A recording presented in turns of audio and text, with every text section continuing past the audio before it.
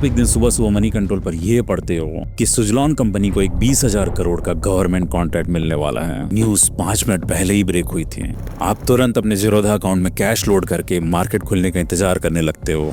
जैसे ही 9:15 बजते हैं आप 1200 क्वांटिटी का ऑर्डर मारते हो। जब तक वो ऑर्डर फिल होता है उसके शेयर प्राइस 5,000 से 6,000 पहुंच जाते हैं। फिर भी आप खुश हो जाते हो कि आपने बाजी मार ली, क्योंकि बड़ी न्यूज है, प्राइस ऊपर जानी ही है। और वैसा ही होता भी है। 6,500, 7, 7,500, 8,000। आप खुशी से झूम उठते हो। जैसे ही आप प्रॉफिट बुक करने का सोचते हो कि अचानक एक टिक में प्राइस 3,500 पर आ गिरता है। आपको लगता है ये स्टॉप हंटिंग है, फिर ऊपर जाएगा, पर ऐसा होता नहीं। प्राइस कंटिन्यूअसली गिरता है और इवेंचुअली 2,500 में जाकर क्लोज होता है। अब आप ये बताओ कि इस न्यूज से आखिर किसने पैसा बनाया? आपने, जिसे लगा कि ये न्यूज उसे सबसे पहले मिली, या उस न्यूज साइट के रिपोर्टर ने जिसे ये न्यूज एक्चुअल में आपसे पहले मिली, या फिर उस एजेंट ने जिसने 5 लाख रुपए लेकर के न्यूज मीडिया वालों को लीक करी, या फिर कंपनी के उस एम्प्लॉय ने जिसने इस न्यूज के बारे में अपने कजिन को पहले ही बता दिया था और वो 1 करोड़ के शेयर्स लेके बैठ गया था, या फिर कंपनी के सीईओ ने जिसे पता था कि ये न्यूज फेक है और वो अपने दोस्त के अकाउंट से अपनी ही कंपनी को शॉर्ट सेल करके बैठा है। इस क्वेश्चन का जब आप सही जवाब ढूंढ लोगे तो आप अपनी इनकम पूरे 50 गुना बढ़ा लोगे। और वो जवाब हमें मिलेगा उस इंसान से जिसने पैरालाइज्ड और जॉबलेस होने के बावजूद एक सिंपल सा कंसेप्ट यूज करके अरबों की दौलत इकट्ठी कर ली। 1983 की बात है। जेके सिंथेटिक्स नाम की एक मिल के वर्कर्स में उस वक्त मातम का माहौल छा गया जब उन्हें ये पता चला कि फाइनेंशियल प्रॉब्लम्स की वजह से वो मिल अब बंद होने वाली है। उन रोते बिलखते वर्कर्स के बीच एक 34 साल के इंजीनियर भी थे, विनोद कुमार। वो कहते हैं ना, दुर्बल को 2 आषाढ़। कुछ ही साल पहले उन्हें मस्कुलर डिस्ट्रॉफी नाम की बीमारी, जिस वजह से वो पैरालाइज्ड होकर के व्हील चेयर पर आ गए थे। अपनी एक्सपर्टाइज और दूसरे एम्प्लॉइज के साथ में परिवार जैसी फ्रेंडशिप के दम पर वो कंपनी में टिके हुए थे। पर इस न्यूज ने तो उनकी जिंदगी अंधेरे में डाल दी। जेके में तो फिर भी सब ठीक था, पर अब किसी फिजिकली चैलेंज्ड इंसान को कोई नई कंपनी इंजीनियर की नौकरी कैसे देगी? बच्चों के भूखे रहने की नौबत आ जाएगी। सोच सोच कर उनकी आंखें पत्थर हुई जा रही थी। इतने में उन्हें ख्याल आया अपने एक पुराने शौक का। असल में उन्होंने IIT BHU से इंजीनियरिंग करी थी और शुरू से ही मैथ से बड़ा लगाव था। साथ ही दूसरों को पढ़ाने का भी बहुत शौक था। उन्होंने इसी के दम पर चंद पैसे कमाने की सोची और अपने डाइनिंग टेबल के अराउंड ही 8 बच्चों को मैथ्स पढ़ाने लगे। बच्चे उनके पढ़ाने के तरीके से बेहद इम्प्रेस हुए और खुशी खुशी IIT और स्टेट PET की तैयारी करने लगे। इतने में एक दिन उनके पास एक लड़का आया और बोला, अंकल हमें भी पढ़ा दो। उसके पापा भी JK में ही काम किया करते थे, पर यहाँ एक प्रॉब्लम थी। विनोद अब तक सबको इंग्लिश मीडियम में ही पढ़ाते और ये बच्चा हिंदी मीडियम का था। पर उस बच्चे ने बहुत जिद करी, कहा कि आप जो बोलोगे वो करूंगा, दिन रात एक कर दूंगा। उसके दृढ़ इच्छा के सामने विनोद को झुकना पड़ा। उन्होंने उसे भी पढ़ाया और क्या खूब पढ़ाया कि उसका सूरत के इंजीनियरिंग कॉलेज में सिलेक्शन हो गया। ऐसे ही साल बीतते गए, बच्चे अच्छा परफॉर्म करते गए। एक दिन विनोद को लगा कि यार कुछ ऐसा किया जाए कि अर्निंग भी बढ़े और बच्चों का भी फायदा हो। उस समय तक सारे सब्जेक्ट्स की अलग अलग क्लासेस ही लगती थी। बच्चे विनोद सर से मैथ्स पढ़ते, किसी से केमिस्ट्री और किसी और से फिजिक्स। एक ही जगह थी जहाँ पर 3 सब्जेक्ट्स की पढ़ाई एक साथ होती थी। राजेश नाम के एक यंग लड़के ने उस कोचिंग को शुरू किया। विनोद उससे मिलने गए। पता चला कि राजेश भी JK के ही कलीग का लड़का है। इनफैक्ट उनको वहाँ अपना हिंदी मीडियम वाला वो स्टूडेंट भी मिल गया जो सूरत से पढ़ाई कंप्लीट करके अभी अपने भाई की हेल्प कर रहा था। विनोद ने उनसे पूछा कि यार कोचिंग कैसे डालते हैं? राजेश ने बताया कि कुछ नहीं अंकल, जब 3 अलग अलग सब्जेक्ट्स के सिंसियर टीचर्स एक साथ एक छत के नीचे मिल जाएं तो वो कहला जाती है कोचिंग। और ऐसे जगहों में अलग अलग सब्जेक्ट के लिए इधर उधर भागा दौड़ी नहीं करनी पड़ती, इसलिए बच्चे भी बड़ी संख्या में खुशी खुशी आ जाते हैं। विनोद की आंखें चमक उठी। उन्होंने कहा कि तुम लोग मेडिकल एंट्रेंस की तैयारी करवा रहे हो, मैं IIT के कराता हूँ। मैथ्स में खुद पढ़ा लूंगा, केमिस्ट्री अग्रवाल सर, और फिजिक्स कौन पढ़ाएगा? इतने में उस लड़के ने कहा, अंकल आपकी आज्ञा हो तो मैं पढ़ाऊं। तू पढ़ा लेगा? हाँ मैं पढ़ा लूंगा। राजेश ने कहा कि कुछ महीनों से यहाँ भी बच्चों को यही पढ़ा रहा है और काफी अच्छा पढ़ा रहा है। फिर उन सब ने पढ़ाना शुरू किया और ऐसा पढ़ाया कि फिर इतिहास बन गया। वो ही लोग थे जिन्होंने पूरे देश में मेडिकल और इंजीनियरिंग एंट्रेंस के सिस्टमिक तरीके से प्रिपरेशन कराने की शुरुआत करी थी। जी हाँ, आप समझ ही गए होंगे कि ये विनोद जी और कोई नहीं बल्कि मिस्टर VK बंसल सर हैं, बंसल क्लासेस के फाउंडर। जिस लड़के से ये सलाह लेने गए थे वो है mister Rajesh Maheshwari, founder director of LN coaching institute, जो ब्रिलियंट स्टूडेंट इनके यहाँ पढ़ने की दरखास्त लेकर के आया था। और बंसल के शुरुआती सालों में वहाँ फिजिक्स पढ़ाया जिसने, वो है मिस्टर ब्रिजेश महेश्वरी, जिनके इंट्रो की शायद जरूरत भी नहीं। अगर आपने अपने जीवन में कभी भी IIT या मेडिकल के एंट्रेंस के बारे में सोचा होगा तब इन तीनों में से किसी एक का नाम जरूर सुना होगा। अकेले एलन का लास्ट ईयर का रेवेन्यू था 3200 करोड़ रुपए। अब ऐसा नहीं कि उस टाइम इनसे अच्छा कोई टीचर अवेलेबल नहीं था। इंडिया आर्यभट्ट की सरजमी है। हजारों सालों से लाखों विद्वान यहाँ बसते रहे हैं, पर इन लोगों ने एक बेहद इंपॉर्टेंट कंसेप्ट बहुत पहले समझ लिया था, जो हम में से 99% लोग आज भी नहीं समझ पाते हैं। और वो है ये कि अगर किसी शहर में ये खबर फैल जाए कि वहाँ एक सोने का खजाना गड़ा हुआ है, तो फिर वो आदमी अमीर नहीं बनता जो उस खजाने को ढूंढने निकलता है, बल्कि वो बनता है जो फावड़े बेचने निकलता है। In a gold rush the richest person is the one selling shovels. Middle class के लिए मेडिकल और IIT किसी खजाने से कम नहीं है, और उसको पाने के लिए वो जो बन पड़ेगा वो करेंगे। ये बात इन्हें बहुत अच्छे से पता थी, इसलिए इन लोगों ने फावड़े बेचने पर ध्यान दिया। आपको भी यही करना है, लोहे का फावड़ा बेच के सोने के ख्वाब दिखाने हैं। देखिए, दुनिया का हर इंसान कुछ न कुछ बेच रहा है। दुकानदार सामान बेच रहा है, नौकरीहार अपना समय बेच रहा है, मजदूर अपना पसीना बेच रहा है, काम वाली बाई सहूलियत बेच रही है, और सेलिब्रिटीज आपको सपना बेच रहे हैं। आपको भी बेचना है। जी हाँ, आपको लोगों को 20 रुपए की वो चीज बेचनी है जो उनके 2000 कमाने के मिशन में हेल्पफुल हो। अब वो 2000 रुपए कमा पाएंगे या नहीं, ये अलग बात है, पर आपको 20 रुपए जरूर खुशी खुशी दे देंगे। जी हाँ, ये खुशी खुशी देना बहुत इंपॉर्टेंट है। दुखी करके मजबूरी में तो कोई भी पैसे निकलवा लेता है, पर खुशी खुशी अगर आप किसी से पैसा निकलवा पाओ तो फिर आपको वो बार बार देगा, बेशुमार देगा। अब प्रैक्टिकली आपको ये कैसे करना है, इसके 3 स्टेप्स हैं। इन तीनों को ही बहुत आसान तरीके से समझते हैं। 2001 की बात है। एक 17 साल के लड़के के दिमाग में कीड़ा आया कि उसे स्टॉक मार्केट में ट्रेडिंग करनी है। उसके पापा कैनरा बैंक में एम्प्लॉय थे और उन्हीं से उसने मार्केट के बारे में जाना था। ये वो दौर था जब बहुत इरेगुलरिटीज थी। ट्रेडिंग फर्म्स भयंकर लेवरेज देती थी और चार्जेस भी थोड़े ज्यादा लेती थी। पहला वीक तो उसका अच्छा बीता, उम्मीद से ज्यादा पैसे बन गए। बेहद खुश हो गया वो, तमाम तरह की प्लानिंग करने लगा। एक बड़ी कार लेगा, पेंट हाउस लेगा और भाई के साथ वर्ल्ड टूर पर जाएगा। अगले मंडे जब मार्केट फिर से ओपन हुआ तो उसके साथ भी वही हुआ जो हर नए ट्रेडर के बिगिनर्स लक खत्म होने के बाद होता है, भयंकर लॉस। उसके पैरों तले जमीन खिसक गई। पापा के डर से वो कांपने लगा। उसी दिन उसने ट्रेडिंग बंद कर दी और चुपचाप एक कॉल सेंटर में काम करने लगा। पूरे 4 साल वहां काम करने के बाद उसने फिर एक बार स्टॉक मार्केट की ओर रुख किया, पर इस बार वो खेलने नहीं बल्कि खिलाने आया था। वो सब ब्रोकर का काम करने लगा और दूसरों को ट्रेडिंग कराने लगा। और ये करते हुए उसको कुछ बातें समझ में आई कि अभी तो कम ही लोग जानते हैं मार्केट्स के बारे में। जैसे जैसे ज्यादा लोग जानेंगे इसका क्रेज बढ़ता ही जाएगा, और उन लोगों को नीड होगी एक ऐसे ब्रोकर की जो बहुत कम चार्जेस लेकर ट्रेडिंग कराए। उसने अपना खुद का ब्रोकरेज फर्म खोलने का डिसाइड किया, जिसका एम था कि वो ऑनलाइन ट्रेडिंग को एक कॉमन इंडियन के लिए इजीली एक्सेसिबल बनाया। इंग्लिश के जीरो और संस्कृत के रोधा यानी कि हर्डल, इन दोनों वर्ड्स को मिलाकर अपनी फर्म का नाम रखा ज़ेरोधा। जी हाँ, उस लड़के का नाम था नितिन कामत, जिन्होंने अपने भाई निखिल कामत के साथ मिलकर 2010 में ज़ेरोधा को लॉन्च किया था। उस टाइम पर बाकी ब्रोकरेजेस एक ऑर्डर का 200-300 रुपए तक ले जाती थी, वहीं ज़ेरोधा ने सिर्फ 20 रुपए में ऑर्डर एग्जीक्यूट करना शुरू किया। आज के डेट में ज़ेरोधा इंडिया का लीडिंग ब्रोकरेज फर्म है और लास्ट ईयर उनका रेवेन्यू था अ वॉपिंग 9,000 करोड़। नितिन ने इतनी ज्यादा सक्सेस सिर्फ इसलिए पाई क्योंकि उन्होंने एक अपकमिंग गोल्ड रश को पहले ही आइडेंटिफाई कर लिया था। उनको पता था कि एक बार जिसने ट्रेडिंग कर ली उसको फिर इसका नशा हो जाएगा और वो खुशी खुशी उनको पैसे देगा। उनका बिजनेस मॉडल इतना रोबस्ट है कि 9,000 करोड़ में से लगभग 5,500 करोड़ तो नेट प्रॉफिट ही है। साथ ही वो कम्प्लीटली बूटस्ट्रैप्ड है, तो सब कुछ उन्हीं का है। इनफैक्ट जो सवाल मैंने वीडियो की शुरुआत में पूछा था उसका जवाब भी यही है। चाहे कोई भी स्टॉक ऊपर जाए कोई भी नीचे जाए, वो ज़ेरोधा ही है जिससे सबसे ज्यादा प्रॉफिट होगा। A perfect example of exploiting a gold rush. और वही हमारा पहला स्टेप है, identifying a far fetched gold rush.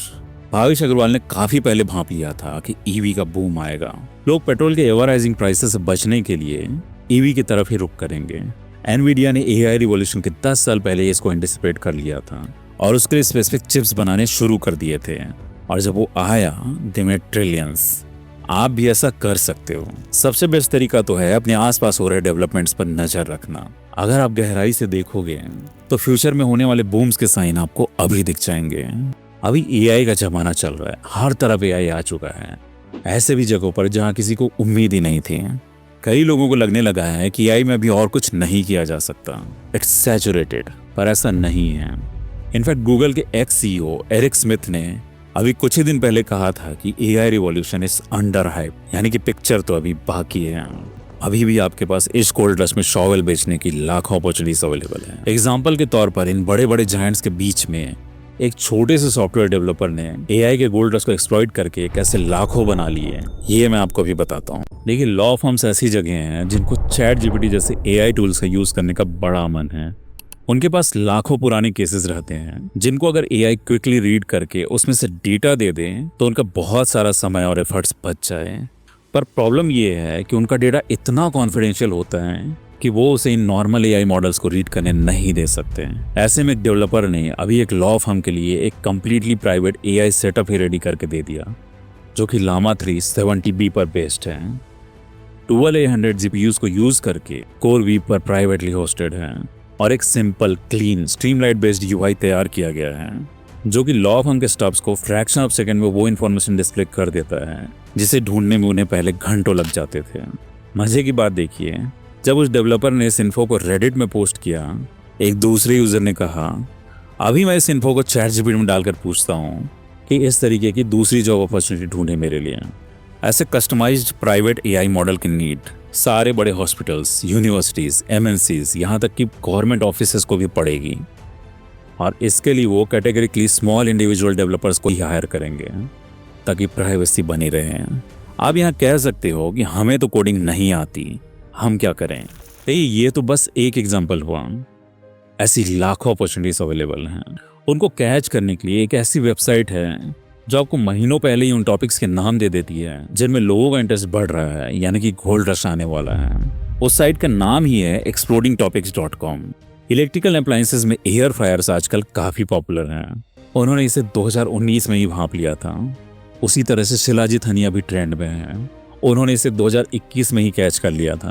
Protein yogurt अभी काफी फेमस है, उस साइट पे ये भी 2021 से ही नजर में था। अभी भी जो टॉपिक्स एक्सप्लोर हो रहे हैं उनके अराउंड आप कुछ कर सको, like drop shipping, dealership, manufacturing और इंपोर्ट, तो आगे चल के आपके प्रॉफिट्स मल्टीफोल्ड हो सकते हैं। और सिर्फ ये साइट नहीं, Google trends, spring Hunter, trend wise, ऐसी कई साइट्स हैं जो आपकी हेल्प करेंगी फार फेस्ट गोल्ड रश आइडेंटिफाई करने में। अब हम इस कंसेप्ट से प्रॉफिट बनाने का दूसरा एस्पेक्ट देखते हैं। You have to capitalise on the demand, not the risk. देखो, जब आपने डिफरेंट टूल्स का यूज करके ये आइडेंटिफाई कर लिया कि किस चीज का लोगों में इंटरेस्ट अचानक से बढ़ेगा, तो अब उससे प्रॉफिट बनाने के दो तरीके होते हैं। पहला तो ये कि आप उस प्रोडक्ट को बनाओ या फिर मंगाओ और सेल करो। ये बेहद रिस्की तरीका है, क्योंकि आपका प्रोडक्ट सेल आउट होने के पहले ही अगर उसका क्रेज खत्म हो गया तो फिर तो आप लॉस में चले जाओगे। पर एक दूसरा तरीका भी है जो कि रिस्क को मिटिगेट करता है और डिमांड पर खेलता है।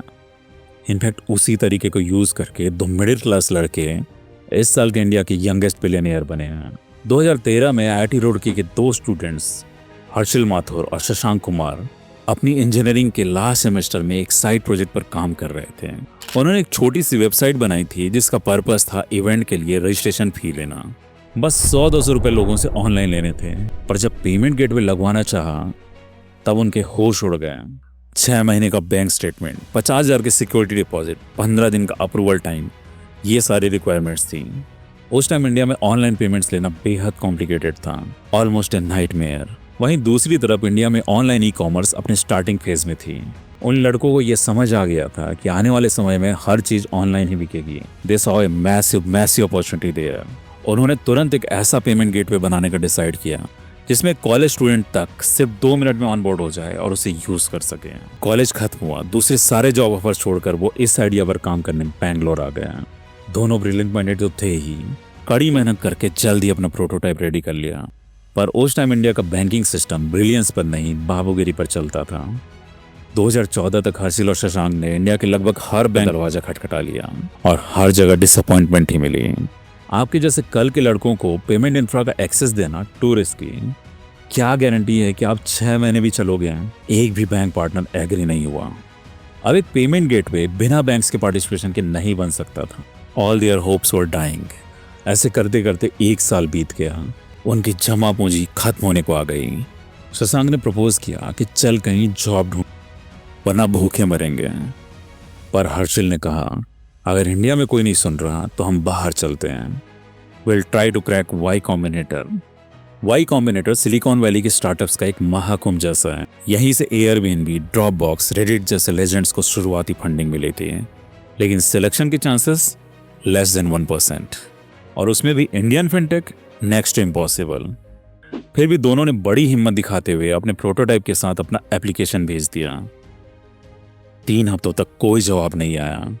दोनों को लगा कि यहाँ भी वही हुआ जो हर जगह होता है। मायूस से दोनों बैठे थे कि अचानक एक मेल आया, congratulations, you have been selected for the interview round. तो उन्होंने तुरंत फ्लाइट पकड़ी। इंटरव्यू में सिर्फ 5 मिनट मिले। शशांक ने अपनी बात शुरू ही की थी कि एक बोर्ड मेंबर ने काट दिया, India already has Paytm and 15 other platforms, how will you ensure that you don't get crushed and swept away. ये सिर्फ एक सवाल नहीं था, ये एक चैलेंज था उनके सपने, उनके आइडिया, उनके अस्तित्व पर। हर्षिल ने शांति से जवाब दिया, the existing players are building for the top 5% of India, we are building for the 95%. We have faced the pain of trying to collect online payment as students. We know the friction. We have lived it. Room में 5 second का silence छा गया। फिर सिर्फ एक line बोली गई, You are in. पैसों से ज्यादा जो चीज उनको वाई कॉम्बिनेटर से मिली वो थे रिकॉग्निशन। अब सारे बैंक्स उनको सीरियसली लेने के लिए रेडी थे। इसके बाद उन्होंने कभी पीछे मुड़ के नहीं देखा। उनके स्टार्टअप का नाम था रेजर पे, जिसकी वैल्यूएशन आज $7.5 बिलियन से ज्यादा की है, और जल्द ही वो अपना आईपीओ भी लाने वाले हैं। यहाँ सबसे इंटरेस्टिंग बात जो है वो ये है कि ई कॉमर्स का जो गोल्ड रश अभी चल रहा है उसमें मैक्सिमम रिस्क को मर्चेंट्स उठाते हैं जो कि सामान बेच रहे हैं। रेजर पे डिमांड पर खेल रहा है। आपको पता है मेडिकल प्रोफेशन में आज के डेट में सबसे ज्यादा डिमांड किस स्पेशलिटी की है? रेडियोलॉजिस्ट की।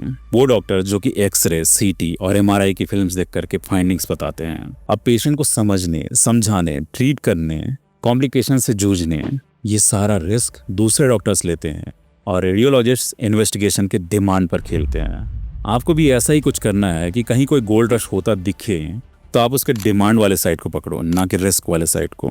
अब सवाल ये आता है कि एज ए कॉमन पर्सन आप ये कैसे कर सकते हो? मैं आपको कुछ एग्जांपल्स बताता हूँ। आज यूट्यूब एक डिजिटल गोल्ड माइन है। हर हफ्ते हजारों नए क्रिएटर्स अपना चैनल शुरू करते हैं। वो कंटेंट बनाते हैं, एल्गोरिदम से लड़ते हैं, कॉपीराइट स्ट्राइक से बचते हैं, सारा रिस्क उनका। लेकिन एक वीडियो एडिटर वो डिमांड पर खेलता है। अगर आप थोड़ी मेहनत करके आफ्टर इफेक्ट सीख लेते हो तो आपके पास हर वक्त काम रहेगा। हर क्रिएटर के लिए एसेंशियल बन जाओगे। कल अगर किसी क्रिएटर का चैनल बंद भी हो गया तो एडिटर के पास काम की कोई कमी नहीं रहने वाली। वैसा ही एक और एग्जांपल, आजकल शादियों में हर कपल ये चाहता है कि सिर्फ फोटो वीडियो में नहीं बल्कि इंस्टाग्राम रील्स में भी उनकी शादी कवर हो, और उसके लिए एक डेडिकेटेड वेडिंग कंटेंट मैनेजर होता है। आपको ना एक हाई एंड कैमरा चाहिए, ना स्टूडियो, सिर्फ एक डिसेंट फोन और creative I.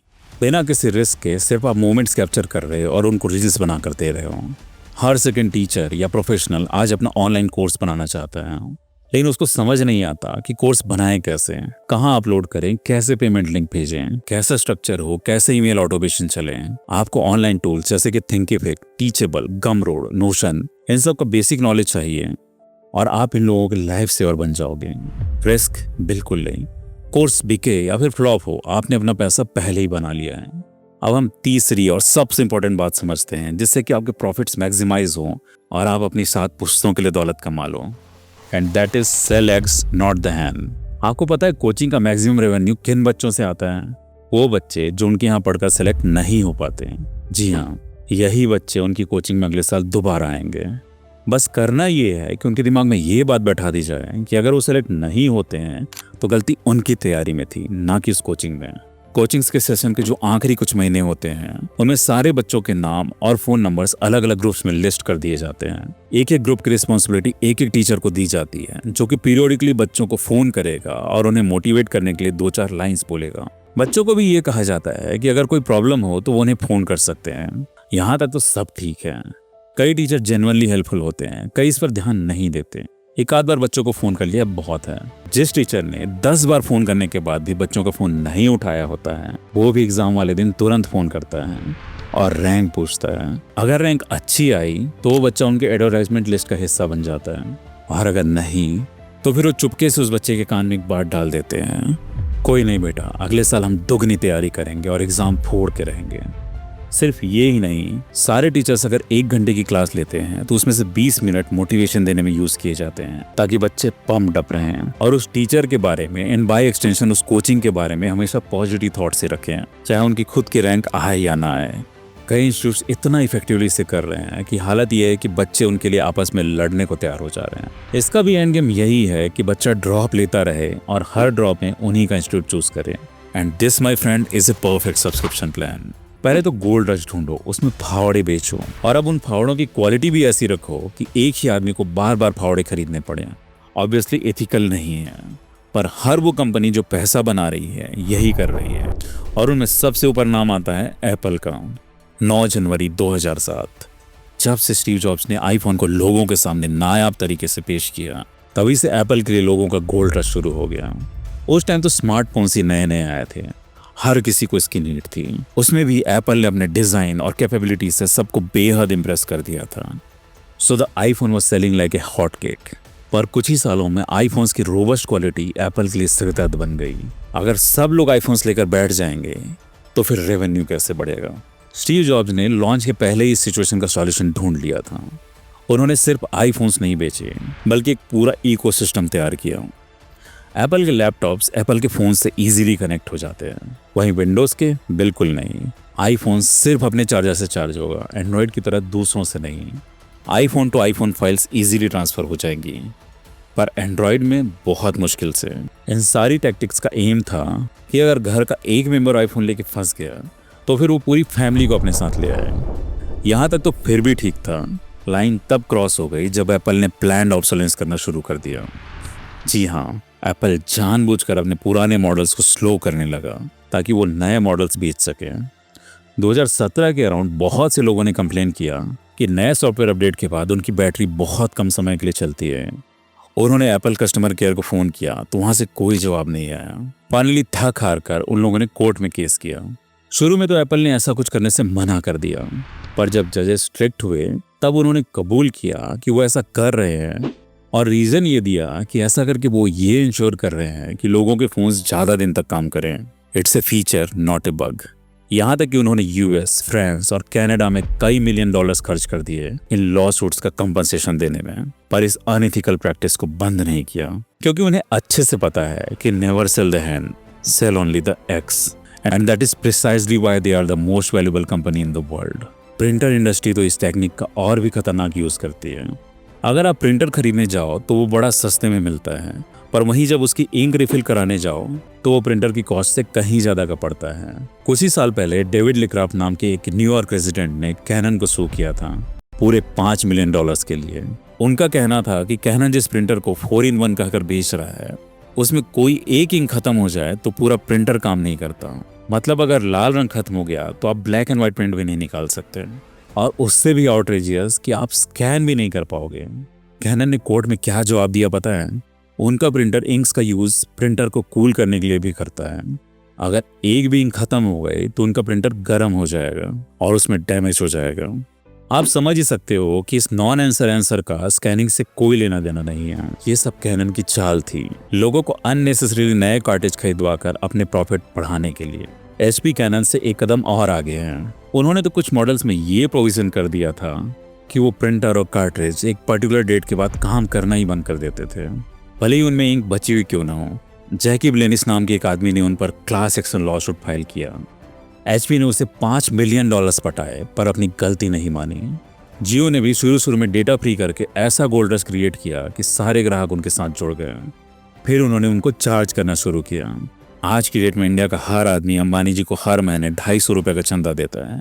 Multiply that by 450 million Jio's user base and you'll get unfathomable numbers। Zomato ने शुरू में फ्री डिलीवरी और डिस्काउंट्स देकर लोगों को अपनी लत लगवा ली। अब चार्जेस लेकर दीपिंदर गोयल की एस्टन मार्टिन फंड कर रहे हैं। हर ऑर्डर पर उनको लगभग 50 पैसे ही प्रॉफिट मिलते हैं, पर ऐसे 1.5 मिलियन ऑर्डर्स वो रोज सर्व करते हैं। ब्लिंकिट की शुरुआत है तो वो फ्री में सामान भेज रहा है, आगे चलकर वो भी हफ्ता वसूलेगा और अरबों बनाएगा। ये लोग तो फिर भी ठीक हैं, एक इंडस्ट्री ने तो पूरा इसका कार्टेल बना लिया था। जी हाँ, कुछ ही देर में हम उनकी थ्रिलिंग स्टोरी देखेंगे, पर उसके पहले एक इम्पॉर्टेंट बात। ये सारे बिजनेसेस इसलिए इतने बड़े हुए क्योंकि यहाँ मुर्गी की जगह अंडे बेचने का स्कोप था। आपको भी ऐसे ही करना है। जब भी आप कोई बिजनेस करो तो ऐसी चीज का करो कि उसे खरीदने ग्राहक बार बार आए। एक बार आपने उसे इंप्रेस कर लिया तो जिंदगी भर के लिए आपकी इनकम फिक्स हो गई। इस कॉन्सेप्ट का प्रैक्टिकल यूज आप इस तरीके से कर सकते हो कि जब आप एक्सप्लोरिंग टॉपिक्स में रिसर्च करने जाओ तो उस वक्त वही आइडिया चूज करो जहां सब्सक्रिप्शन मॉडल को इम्प्लीमेंट करने या फिर रिकरेंट परचेस करने का ऑप्शन हो। देखिए, गोल्ड रश में शॉल बेचना है और ऐसा बेचना है कि लोग बार बार खरीदें, ये तो तुरंत अमीर बनने का सबसे शॉर्ट तरीका हुआ। पर हमें सिर्फ अमीर बनना नहीं बल्कि अमीर रहना भी है, और उसके लिए जरूरी है कि लोग आपसे ही शॉल खरीदें। और ये तभी पॉसिबल हो पाएगा जब आपका शॉल बाकियों से कई गुना ज्यादा अच्छी क्वालिटी का हो। अब यहाँ आप ये बोल सकते हो कि आप हमें कंफ्यूज क्यों कर रहे हो। अभी तो आप बोल रहे थे कि एक ही कस्टमर को बार बार बेचना है, और आप बोल रहे हो कि हाई क्वालिटी सामान होना चाहिए।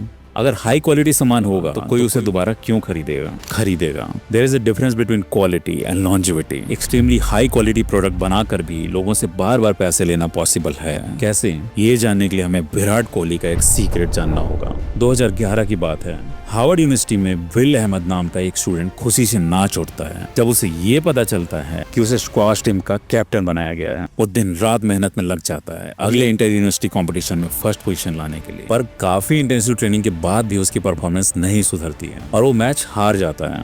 उसका दिमाग खराब हो जाता है। वो आंसर्स मांगता है साइंस से। दुनिया भर में जितने भी रिसर्च पेपर्स पब्लिश हुए थे एथलीट्स की परफॉर्मेंस को लेकर, वो सबको खंगाल डालता है। इतनी गहराई में घुस जाता है कि खुद ही एक रिसर्च पेपर लिख डालता है। इवेंचुअली उसे बात समझ आती है कि ट्रेनिंग में प्रॉब्लम नहीं है, रिकवरी में है। वो ऐसे टूल्स की तलाश में निकलता है जो उसे एक्यूरेट रिकवरी में हेल्प करें। एप्पल वॉच, फिटबिट सबको ट्राई करता है, पर निराशा ही हाथ लगती है। वो खुद का टूल बनाने का प्लान करता है और जल्दी उसे ये रियलाइज हो जाता है कि ये टास्क बिल्कुल भी आसान नहीं है। बेसिकली उसे ECG machine, sleep testing machine और heart rate monitoring chest strap, ये 3 सोफिस्टिकेटेड डिवाइसेस एक 25 ग्राम के रिस्ट बैंड में डालनी थी। सालों की मेहनत लगी, काफी पैसा लगा, कई और साइंटिस्ट से कंसल्ट करना पड़ा, पर उसने इसे कर दिखाया। एक ऐसा बैंड बना जो कि आपके कल के ट्रेनिंग और स्ट्रेस लेवल का डेटा कलेक्ट करके आज ये इन्फो देता है कि आप कितना स्ट्रेस झेल सकते हैं और अपनी ट्रेनिंग को कैसे ट्वीक कर सकते हैं। उसने इसका नाम दिया हूप।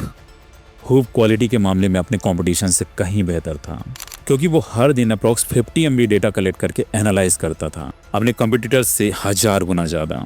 अब बारी आती है इसे मार्केट में लॉन्च करने की, और विल यहाँ एक मास्टर प्लान बनाता है। उसे पता था कि एक नया फिटनेस बैंड लोग तभी एक्सेप्ट करेंगे जब कोई प्रो एथलीट उसे प्रमोट करेगा। पर एड चला के मिलियंस ऑफ डॉलर्स खर्च करने की बजाय उसने एक क्लेवर तरीका अपनाया। लेब्रॉन जेम्स और माइकल फिलिप्स जैसे स्टार एथलीट के ट्रेनर्स को उसने कन्विंस किया कि वो वूप को एटलीस्ट एक बार ट्राई करके देखें, और उन्हें वूप सच में काम का प्रोडक्ट लगा और इन एथलीट्स ने इसे रेगुलरली पहनना शुरू कर दिया। इवेंचुअली ये सिर्फ वर्ड ऑफ माउथ के जरिए इतना पॉपुलर हो गया कि क्रिस्टियानो रोनाल्डो, टाइगर वुड्स और यहाँ तक कि विराट कोहली भी इसे पहनने लगे। जी हाँ, जब पहली बार विराट ने इसे वर्ल्ड कप के टाइम पहना था, इस मिस्ट्री बैंड के अराउंड न्यूज आर्टिकल्स और ट्विटर थ्रेड तक लिखे गए थे। जब इवेंचुअली इसका पता चला तो एवरीबॉडी वाज डिमांडिंग इट कि एक क्वालिटी प्रोडक्ट ला के और सक्सेसफुल मार्केटिंग करके उन्होंने एक प्रॉपर गोल्ड रश तैयार कर लिया है। अब बस रिकरेंट प्रॉफिट्स लेने की बारी है। उन्होंने वूप को बेचने का बहुत ही अनयूजुअल तरीका निकाला, सब्सक्रिप्शन। जी हाँ, आप वूप का 1 साल का सब्सक्रिप्शन ले सकते हो, बैंड आपको साथ में मिलेगा। नेक्स्ट ईयर पे अगेन। कोविड के टाइम पर इसकी डिमांड और बढ़ गई थी जब लोगों को ये पता चला कि ऑलमोस्ट 48 आवर्स पहले ही उन सिम्टम्स को रीड कर लेता है। एक्सट्रीमली हाई प्रोडक्ट और उससे भी बेटर स्ट्रेटेजी के दम पर विल ने पूरे $3.6 बिलियन की कंपनी खड़ी कर दी, which is a perfect testament to all the principles we have discussed till now. अभी तक जितनी भी केस स्टडीज हमने देखी, उन सबसे कहीं ज्यादा इंटरेस्टिंग कहानी बची हुई है क्लाइमैक्स के लिए, जिसे देखकर आप इस वीडियो का सार समझ जाओगे। साल होता है 1928। स्विट्जरलैंड की एक लेबोरेटरी में हंगरी से एक बॉक्स आता है जिसके ऊपर नाम लिखा होता है टंगस्क्रैम। इसे 2 वर्कर्स केयरफुली ला करके सेंट्रल लैब में रख देते हैं। इसके अंदर की चीजों की टेस्टिंग की जाती है, जिसमें वो चीजें फेल हो जाती हैं। तुरंत वहां से टेलीग्राम जाता है और हंगरी से टंगस्क्रैम के CEO को सम्मन किया जाता है। उन्हें एक काउंसिल के सामने पेश किया जाता है जो कहती है, तुमने कार्टेल को धोखा दिया है, बताओ क्या सजा दें तुम्हें। और ये कहने वाले कौन होते हैं पता है? एंटोन फिलिप्स कंपनी के मालिक। हुआ कुछ यूं कि 1879 में थॉमस एल्वा एडिसन ने लाइट बल्ब का इन्वेंशन किया। जी हाँ, ये वही एडिसन है जिनके बारे में आपके स्कूल टीचर मोटिवेशनल स्टोरी सुनाते थे कि मैं 10,000 बार फेल नहीं हुआ हूँ, बल्कि मैंने 10,000 तरीके ढूंढे हैं लाइट बल्ब ना बनाने के। बहरहाल 10,051वां जो तरीका था उसमें उन्होंने फिलामेंट के रूप में कॉटन थ्रेड को यूज किया और उस बल्ब की लाइफ स्पैन थी 14 आवर्स। आने वाले सालों में और भी मटेरियल्स यूज किए गए और इवेंचुअली 1920s तक आते आते बल्ब्स की लाइफ स्पैन बढ़ करके 2500 आवर्स तक पहुंच गई। पर उसके बाद ये घटने लगी।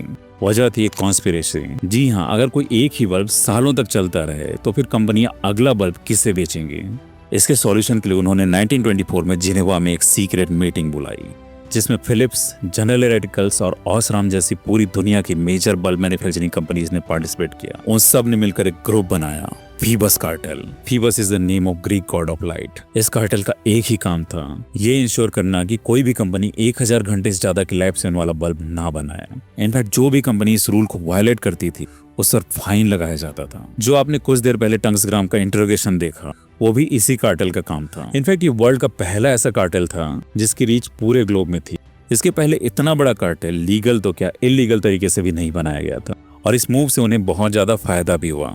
लाइफ स्पैन जब 2500 से 1000 की गई तो बल्ब्स की सेल पूरे 5 गुना बढ़ गई। कई सालों तक ये कार्टेल अपना काम करता रहा और कंपनीज को मुनाफा होता रहा। पर 1939 में वर्ल्ड वॉर 2 की वजह से एक दूसरे पर नजर रख पाना इम्पॉसिबल हो गया और इवेंचुअली इस कार्टेल को डिसमेंटल होना पड़ा। पर सबसे इंटरेस्टिंग बात, आज भी इनकैंडेसेंट बल्ब्स की लाइफ स्पैन 1000 आवर से ज्यादा की नहीं होती।